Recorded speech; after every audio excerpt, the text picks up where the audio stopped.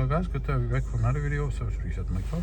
In today's video I'm going to show you I can get rid of this indicator.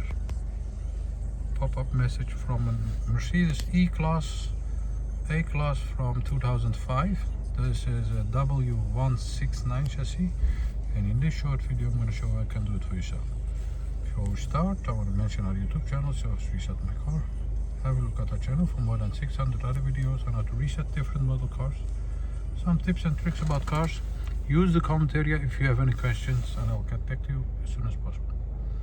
Okay, first thing you need to do is have your tire repaired, then pressurize the tire to the desired pressure, then ignition turned off and back on.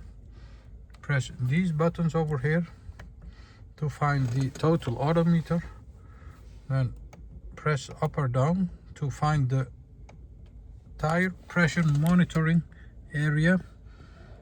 Reactivate using plus button. That means you press this one, then we're gonna scroll up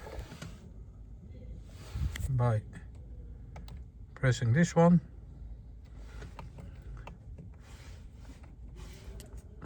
go the yes button, and you'll see that the tire pressure monitoring is reactivated.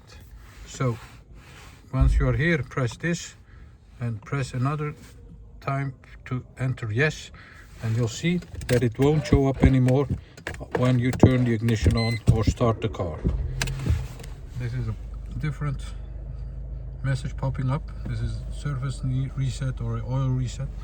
It's a different video I made of before, and as you can see, the tire pressure monitoring is reactivated and won't pop up anymore when you start the car. This was the A-Class from 2005. Tire pressure indicator reset.